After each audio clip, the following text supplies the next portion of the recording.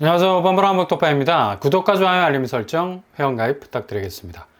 확실히 요즘 나오는 이 경기 지표들을 보면 심상치가 않죠. 그만큼 전체적인 경기 순환이 역으로 간다는 생각을 지울 수 없는 건 지난달 국내 산업 생산이 전월보다 다시 쪼그라들어서 2달 연속 감소세를 이어가고 있다는 얘기입니다. 가장 중추적인 산업 전반의 뇌두, 그러니까 인삼 뿌리에서 존재감을 가장 드러내는 부분이 뇌두. 뇌두는 인삼의 연수를 측정할 수 있는 가장 눈에 띄는 부분이라 말할 수 있죠. 자연인 보면 그걸 캐서 뇌두를 들여다보는 장면들 많이 나오지 않습니까? 경제도 마찬가지죠. 앞으로 산업 전반에 있어서 얼마나 지구력을 가지고 버텨 나가느냐는 그 뇌두에 해당하는 부분이 생산 톱니바퀴라는 사실이죠. 근데 여기가 심상치 않은 마이너스 조짐을 보인다는 얘기인데요. 한 가지 반도체 부분에서의 선전이 그나마 생산력을 견인하고 있다는 건데, 일단 부동산 시장에서 집값이 미친 듯이 상승세를 보인다 하지만 하반기, 내일이면 벌써 8월이죠. 벌써 꺾이기 시작했다는 얘기입니다. 확실히 현장 분위기가 쎄하게 느껴지기 시작하는 건 집값이 본격적으로 오른다는 신호가 터지면서 매수세가 움찔하고 있을 수밖에 없는 게 여지없이 드러나고 있고, 그냥 연말로 가면 다시 싹둑 분위기로 갈 수 있는 지형도가 펼쳐지고 있다는 얘기입니다. 반면 소비와 설비 투자는 1.9%와 4.3%로 늘었다는 건데, 일단 소비를 들여다보면 이게 그냥 내수 회복의 전조로 나타나는 지표가 아니라는 건 가장 실생활에 와닿는 승용차 내구재, 의복 등 준내구재, 게다가 음식료품 비내구재에서 모두 에브리바디 판매가 줄었다는 게 눈에 띄게 나타난다는 사실이죠. 그러니까 상당히 소매 판매 부분에서도 체감도가 민감해질 수 있는, 이 소비 여력은 여전히 회복 조짐을 보이지 못하고 비실되고 있다는 것을 여실히 볼 수가 있겠습니다. 그러니 내수 시장이 버틸 수 있는 한계 여력이 거의 다했다는 건데, 괜시리 100만 명 자영업자 폐업이 그냥 나오는 말이 아니라는 거고, 일단 이렇게 소비가 눈에 띄게 회복 조짐을 보이지 못하는 건 바로 부채 문제로 직결이 되죠. 한 달간 주담대만 6조 원이 증폭을 하고 있는 추세는 잘 차단이 되지 않고 있다는 게 더 큰 문제입니다. 지금 서울 집값 뛰는 소리가 메뚜기도 한철이라고 열심히 집값을 띄우고 있지만, 이것도 한철이라는 단기적 수요의 비대칭적 쏠림 현상. 그러니까 시장의 기반 위에서 움직이는 동선이 아니라 비대칭, 전혀 어울리지 않는 집값 오름세에 올라탄 수요들이라서 주로 대출을 땡겨서 불굴의 매집 의지를 드러내는 수요인데, 상당히 간헐적 특징을 가지고 있다고 말할 수 있는 여지가 많다는 얘기죠. 그냥 그 물줄기가 싹둑 끊어질 가능성이 많은 가운데 집중적인 대출 수요가 폭주하고 있다는 건 지금 가뜩이나 이전의 부채 규모 때문에 내수가 기근 현상에 처해 있는 정도인데 더욱더 쪼그라들게 만들 겁니다. 누가 여유롭게 빚청산을 하면서 소비를 진작시킬 수 있을 정도로 씀씀이를 제대로 가져갈 수 있겠습니까? 그러니 오늘 통계청에서 나온 자료도 바로 체감적으로 가장 민감하게 느껴지는 부분들이 소비가 진작이 되는 증가 추세에 있어도 이 영역들은 고전을 면치 못하고 있다는 사실을 보여주고 있다는 얘기죠. 지금 부채 문제 잡지 못하면 거의 뱀이 자기 꼬리 물고 있는 형태로 전환이 돼서 계속되는 이 스스로를 갉아먹는 부채 시장의 엄청난 블랙홀, 자산 빨아들이기는 가속화될 것 같습니다. 결국 자산 증식을 위해서 빚을 냈는데 그 빚이 오히려 자산 증식이 아닌 자산 파산으로 이어지게 만드는 먹개비식 흡수, 그러니까 아예 스스로를 갉아먹을 수 있을 정도로 자전 경제의 구조를 무너뜨려 버리는 독소가 될 수가 있는데, 이걸 지금까지 창구 개방을 통해서 셔터가 내려가지 않은 것, 거의 부메랑으로 돌아올 가능성 높다는 얘기죠.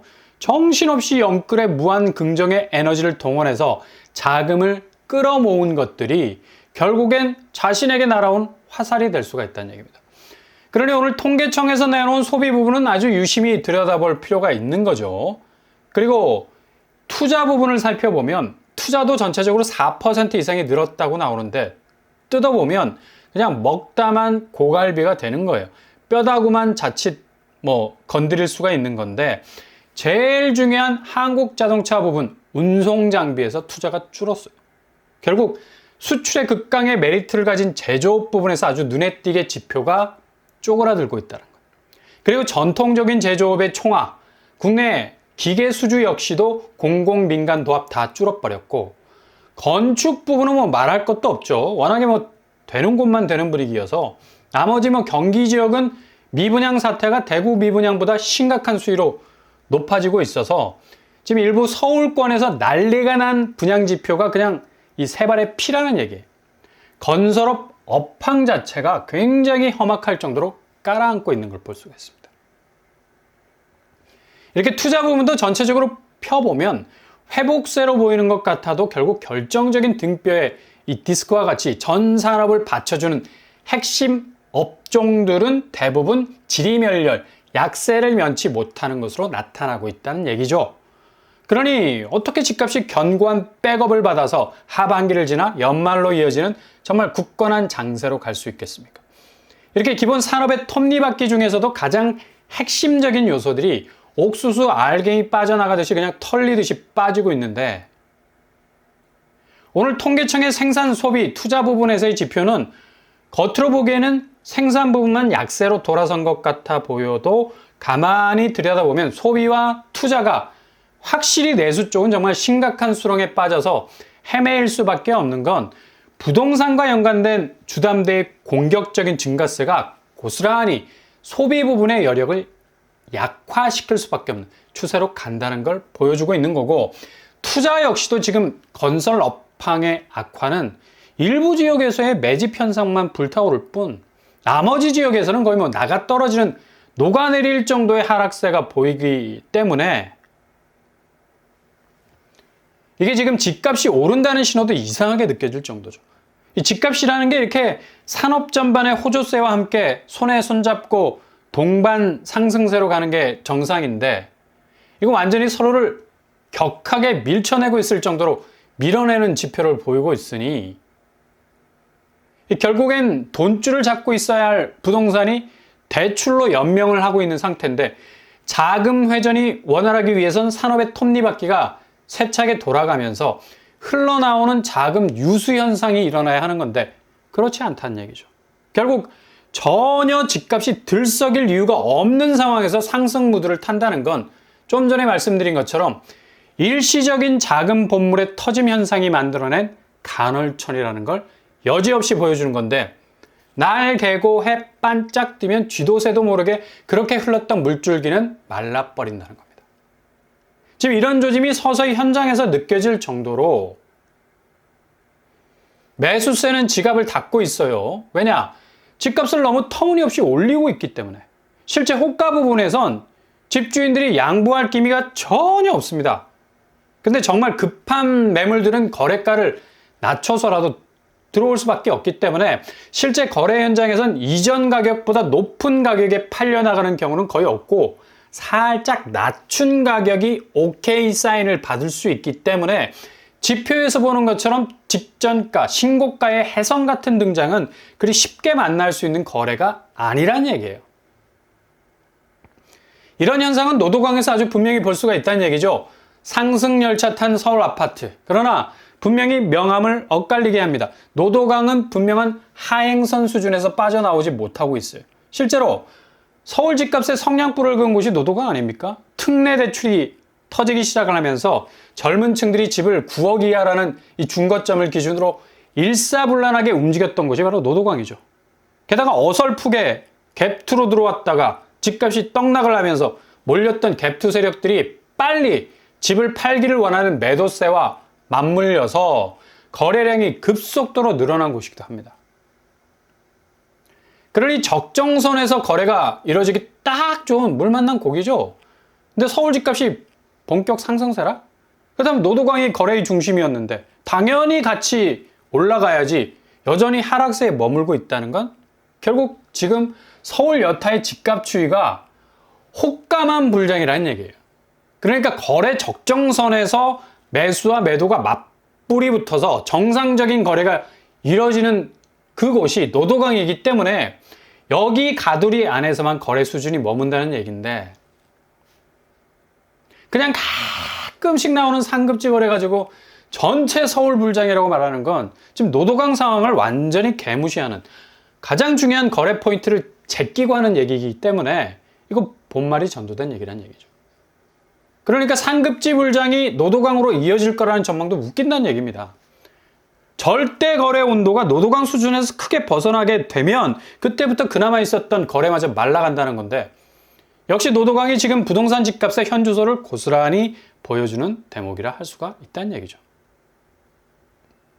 특례 물고 서울 상급지에 사겠다고 덤비는 사람 가끔 있겠지만, 이 고금리 시국에 그런 무모한 시도는 꿈도 꾸지 않는 게 대부분의 대기 수요자들의 생각입니다.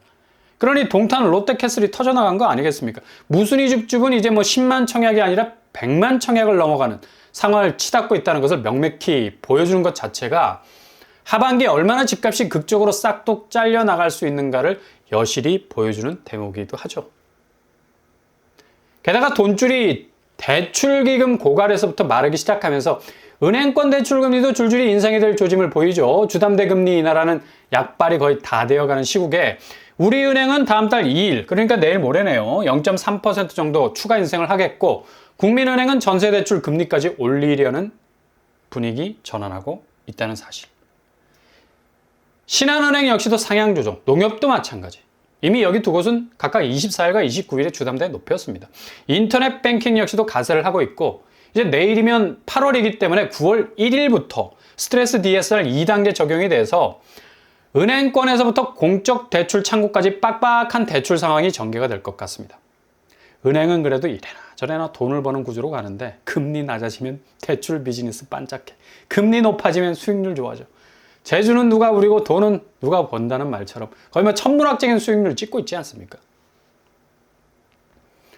게다가 지금 부동산 시장 자체의 혼조세는 자금을 일단 은행에 예금 형태로 파킹하는 분위기 이어가고 있어서 무려 852조의 돈이 묻혀있다는 얘기예요. 결국 지금 집값 불장이라는 말도 이렇게 파킹된 돈의 최대 규모만 봐도 어찌됐든지 간에 금리 현황을 보고 움직이겠다는 자금 규모들인데, 누가 이 시국에 집을 무리하게 살고 움직이겠습니까? 그러니 IMF에서도 계속되는 한국 부채 경고하고 있는데, 이 금융권의 부채가 결국엔 PF 문제의 촉발로 인해서 은행 자산 형태의 예금까지도 위협을 줄 수 있는 상황까지 일어날 수 있다는 사실 경고하고 있잖아요. 최근 뭐 이집트에 대한 직접적인 경고도 나왔고, 한국 역시 GDP 대비 부채 비율이 세계 4위에 이르는 리스크를 떠안고 있다는 언급도 하고 있는 거죠. 결국 집값이 생산, 소비, 투자라는 삼박자 산업구조의 뼈대 안에서 정상적인 구도를 갖지 못하면 그냥 완전히 순식간에 자산 가치가 잠식당할 수 있는 위험이 어느 때보다도 크다는 사실입니다. 이건 절대로 부인할 수 없는, 하반기를 지나 연말로 가면서 터져나올 가장 핵심 포인트, 부동산의 전조가 될 겁니다.